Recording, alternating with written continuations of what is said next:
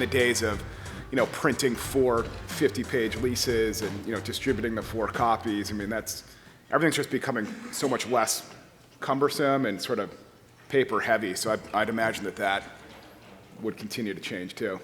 I'd probably see it at least a quarter of the time. It's that prevalent where I have a bunch of clients who do it that way. Maybe 1 out of every 4 are done through DocuSign or electronic signature. In your minds as a user, what do brokers do particularly well?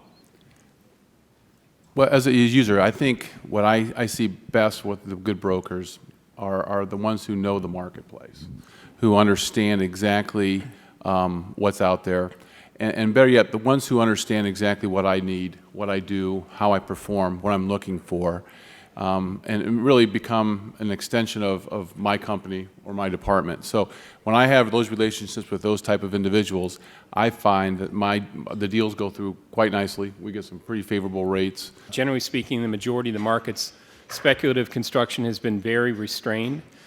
Capital still for the smaller entities is still somewhat difficult to get.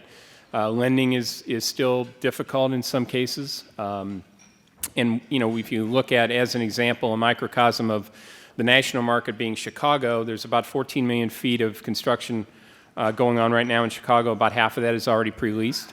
So you look at that, and then you add on the fact that through the first 3 quarters in Chicago, there were 12 million feet of net absorption. So if you look at those numbers, you're seeing that we are by no way, shape, or form here in this market being overbuilt, and that is certainly what led to some challenges last time. And at least on the spec side, and we're talking big box distribution, I think we all know we're getting taller. There's obviously the discussion about 36 versus 40. Right now we're limited by a few factors. Number one, it's the equipment that our end users are using to move that product around the warehouse. Number two, we have the infrastructure for fire suppression system, so ESFR.